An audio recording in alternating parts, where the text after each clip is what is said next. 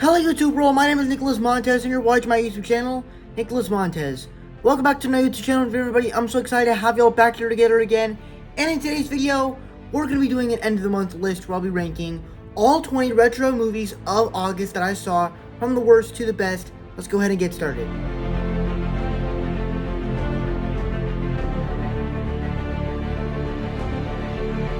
Now for me, this is kind of a tricky placement to place it here.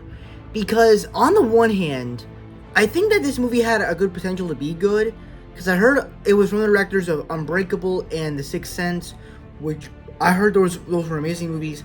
And like about a year ago, I watched Glass leading up to this movie, but I never saw it in theaters. But I finally watched Old to catch up with some old 2021 films, and it did not really do well for me.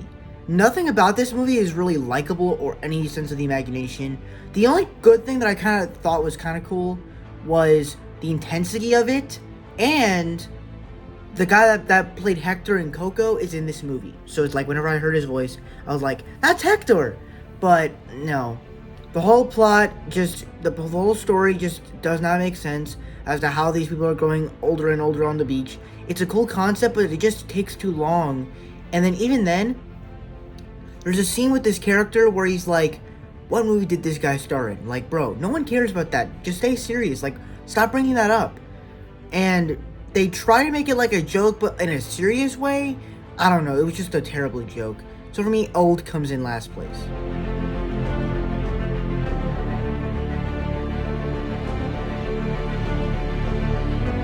Now, this was a film I was actually kind of excited for when I heard some things about it. I was thinking that, maybe the action might be cool. Maybe the story might not be cool, but maybe the action will be cool. No, that's not what it is at all. The movie itself is just a complete mess. It doesn't really know what it's trying to do, and it's just overall a big mess. Really big mess. And even then, Mark Wahlberg and the action sequences can't even save the film. And I kind of get some enjoyment out of it a little bit because you do have a good cast with Mark Wahlberg, Chiwetel Ejiofor, and a couple of other people. But besides that, the movie itself is just not very good. And so for me, it comes at 19.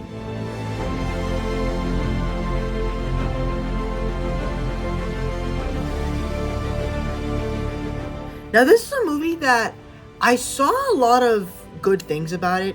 But if I'm being honest, I just couldn't get invested into this film. I don't know if it was because of the story. I liked the animation. The animation was cool. The big problem here is, like, the story just jumps from so much with cursing and long dying jokes. It's like I can never really get into this film. So, this was actually kind of a disappointment film for me.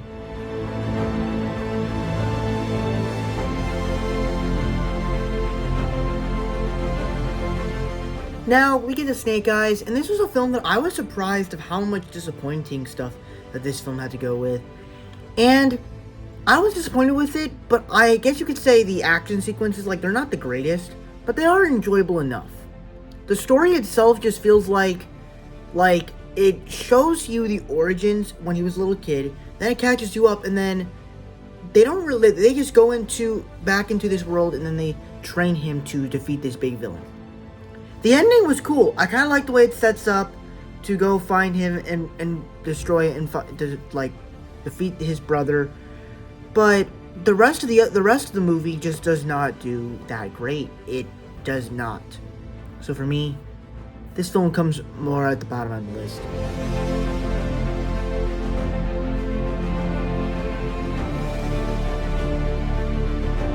Now Now, this was a fine little film about students in high school exercising, getting scholarships. It's a nice little documentary about that. Nothing too special, though.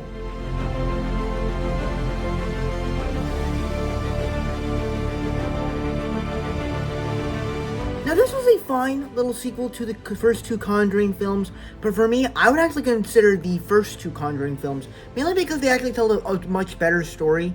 I would say that this film, Conjuring 3, has the best horror aspect in the special effects of it. All that stuff worked, but overall, it was fine. Nothing special.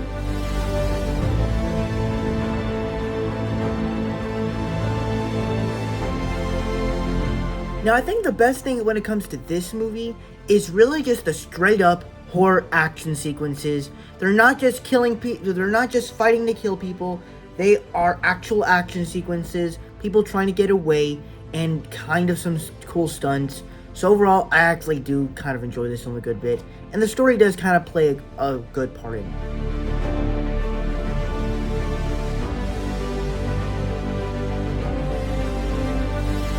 And when I watched this movie, I actually did like it, because, I watched Paw Patrol as a kid growing up, so a little bit, so I kind of had some nostalgia with it when they played the Paw Patrol song. It was fun, and adding this new character in was kind of fun. I think the biggest problem here is that I couldn't take Chase seriously because his voice was so cute. When they went into his backstory of being scared of the streets, I just couldn't take it seriously because it's just so adorable. And with this whole story of making very bad storms, not the biggest fan of that, but overall, a good movie.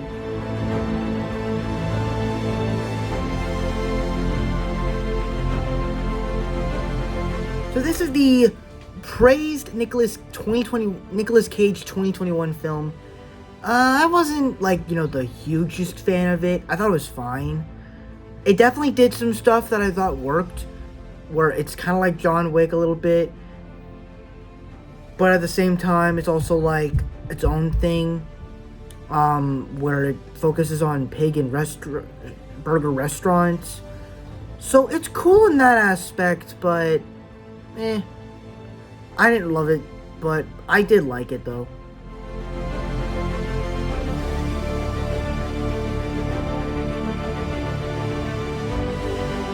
And for me, I was actually surprised with this film because I was not expecting how good this movie would be. Obviously, it's still a B-, so I would still give it a good score. But, casting one of the girls that was in Tom and Jerry was kind of a weird decision, but I actually like this movie. It definitely has some Black Widow type action sequences where someone literally gets close to an explosion and they're just okay. They're okay. And then there's literally an action sequence at the end where she fights like a gremlin, and to be honest with you, it is kind of cool to see her fight a gremlin. So, it was very brutal. So, I had some fun with the action sequences. The characters I didn't really care for, but I liked the action sequences though.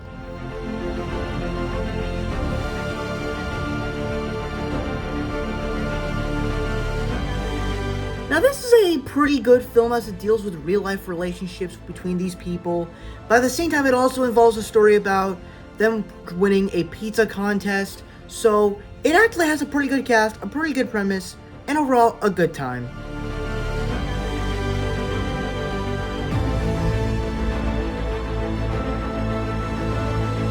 Now, this is a fine movie about kids, this certain school, being showing us their life through 2019 through 2020, that school year. Kind of cool that they showed this.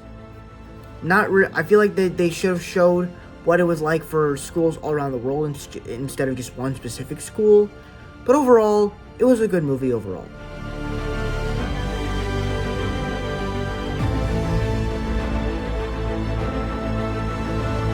And this is a movie that I heard a lot of good things about back in July of 2021, and I had a pretty good time with this film. It actually presented a story that did well, as it was based on true events. Reminded me a lot like some sort of those old mafia movies back in the day. And then at the same time, the cast was also pretty stellar with Don Cheadle, David Harbour, all these magnificent people being in one movie together was pretty good, so I liked the movie overall.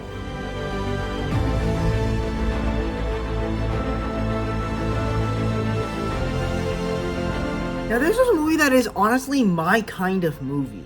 We basically have this guy who gets in a car accident. I believe his wife died, and he's traveling across the entire world with a broken arm. And it's stories like this that I actually just kind of really personally enjoy, because it's like he's struggling so much, and it's like you feel bad for him. And that's my kind of movie, so I really enjoyed this film.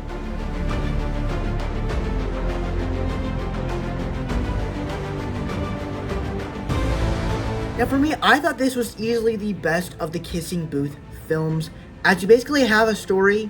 Like, obviously, unlike one of my problems with the first two films is that they felt like a story that was just compiling with so much going on, but at the same time, it actually had a clear story, kind of, but told it in a better sense where you actually cared about the characters, you cared about the journeys that they were going on, and it was a nice little conclusion to this trilogy.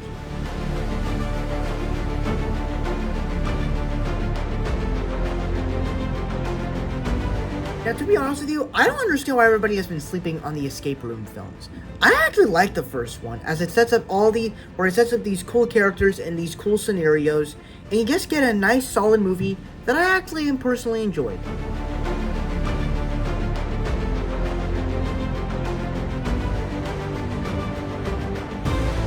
And then we get to the sequel, and I think it does absolutely better things, where you have all these characters that won the escape rooms, and they're all in it together, and they're doing more different challenges. The stakes are higher, and it's like you actually feel the emotions through it. So for me, I thought this was a much better film.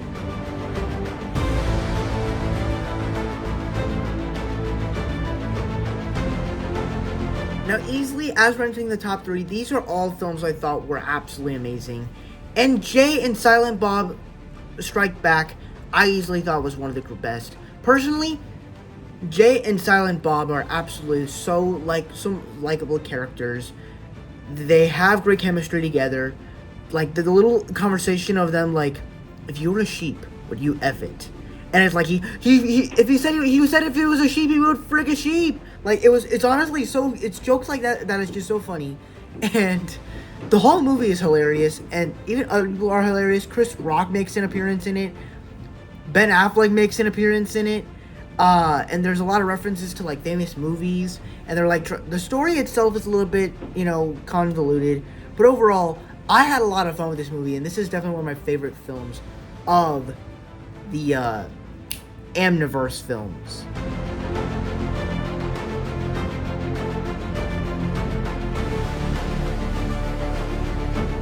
Now, this is a movie that came out back in January of last year, and I gotta say, this movie is actually really good. It stars the guy that played Luca. Not the guy that played Luca. The guy that played, I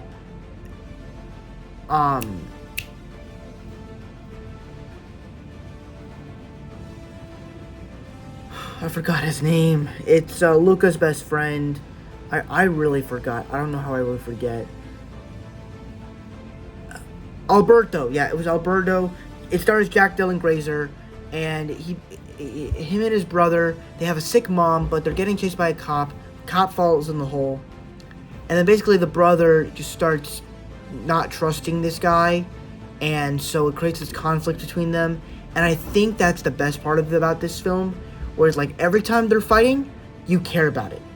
Like, when something's gonna happen, you feel the intensity as he's gonna do something bad, and it's like, my God, this guy is so mean. And even when he's choking his little brother, like, it's so insane that he would do this. So, I thought this was a very good movie. Very, very good film.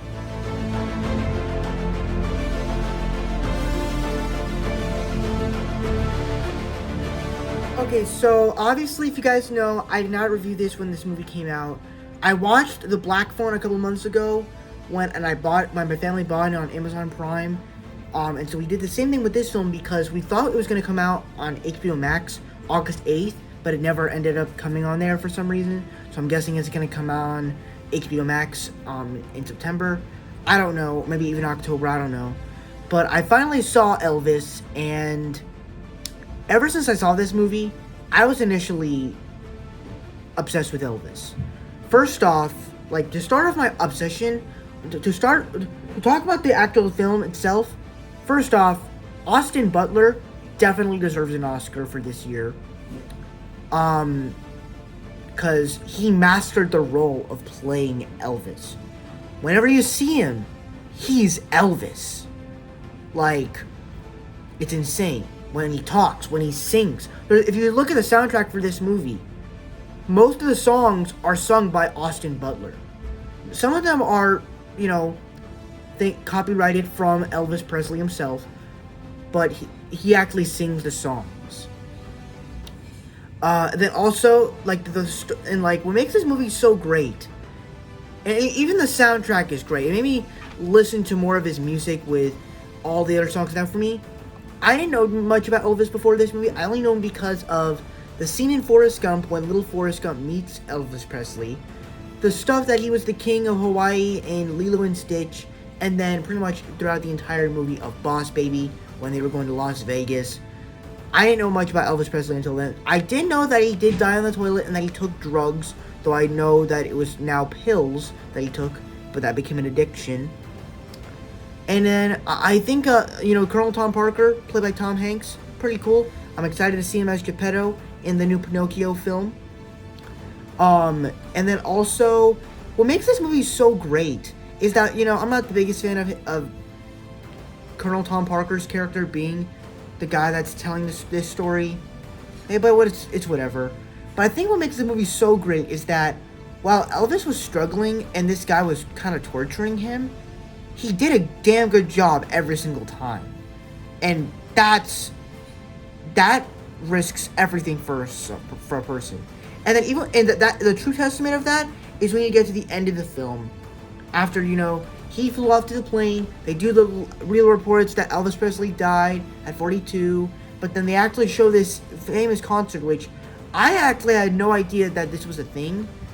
And I actually didn't know that Elvis did. I honestly thought Elvis died in his prime, because they never really talk about what he looked like when he died. And it was kind of sad, to be honest, that he died bloated and very sick.